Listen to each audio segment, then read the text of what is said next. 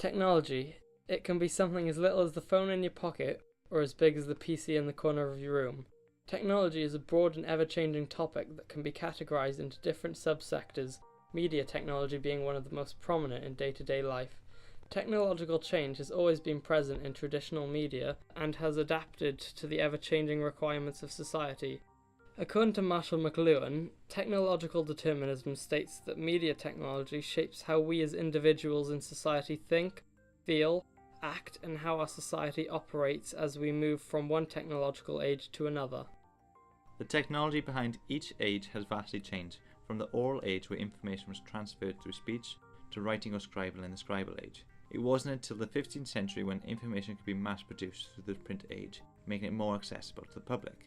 In the late 19th century, the electrical age was born, where media can now be captured as audio or images through the medium of radio or television. During the 1980s, the technology age of today arose. The digital age saw new mediums being created that allowed media to spread on a global scale. We now see technological change as a necessity.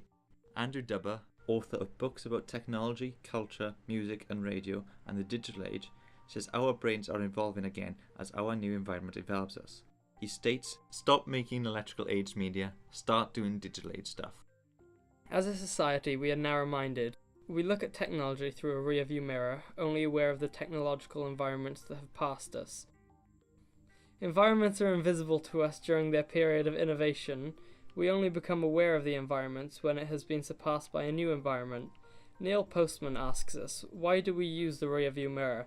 Do we use it as a means of resolving mistake, or do we use it because of our inability to see the present or future? He asks us, should we use it to actively guide our technology to better paths? He believes that our current technology, or society's use for our current technology, is false and pointless.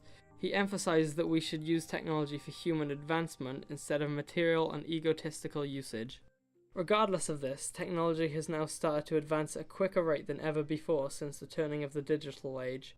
Daniel Chandler states, technology is seen as the prime mover in history, whether it's down to the pushing of emerging technologies or the pulling of society's technological demands or needs. The technology adoption theory tells us that individuals who won't or can't adopt the technology changes will increasingly limit their ability to participate fully in the convenience benefits associated with technology. Technology adoption is the tool that allows people to participate in an ever-changing world, where technology has become central to day-to-day lives. In other words, failing to keep up with the corporation's ongoing advancements in technology means you are left behind while others progress forward. Eventually, the direction of technology will fall into two categories, of network and interface. The network connects devices, while the interface connects devices to their users. Unfortunately, older generations did not grow up in the digital age and have had to learn how to use new technologies. Failing to do so creates challenges on the day-to-day tasks, for example, managing personal affairs such as banking or investing online, keeping up to date on community information, or something as small as talking to distant friends and family online. On the other hand, Lynn White backs weak technological determinism by stating that a new device merely opens a door, it does not compel one to enter. This weak technological determinism suggests that society makes an active choice to follow emerging technologies, which in return the corporation provides constant upgrades. So if people were not to follow the emergence, the drive for new technology would be significantly smaller, which would mean less people would be left behind. But regardless of whether people wish to revolt against the changes of technology, the new world is being forced upon us, as technological advances happen automatically and we as people are forced to adapt rather than reject the evolution. The belief is that technologies have an unavoidable power that is driving human interaction and social change. So if there is a shift in society today, technological determinism says there is nothing we can do about it, it is out of our control. But what if social change isn't affected by technology? Social construction of technology states that technology has no effect on human or social action, but rather humans shape technology for their own purposes.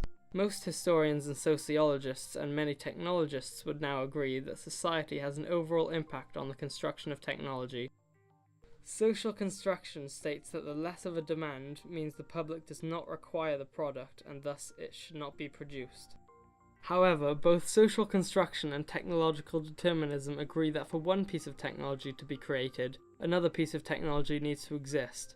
But social construction believes that it is the social groups that drive the pace and direction of the technological development, not the corporations. For example, economics helps to move technological development forward, providing funding for new advancements in technology. Companies and government agencies invest large amounts of money, time, and effort into technological advancement, forcing the industry to develop for society's interests. It is human nature to want to adapt and evolve, and we see technology as our method of actively doing so. Technology has come a long way from its origins, and in its development to date, humanity has grown through the desire for better advancements. We have created businesses to solve problems, and ultimately these problems have led to the growth of technology for our evolution.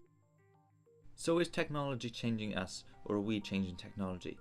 Technological determinism states that technology is impacting society, changing our social interaction via technological development, while social construction argues that society is guiding technology to what we want from it.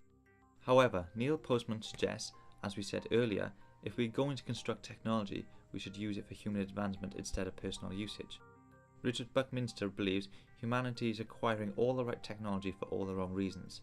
So regardless of if it's technology shaping us or we as a society shaping technology, we should make better use of what we have.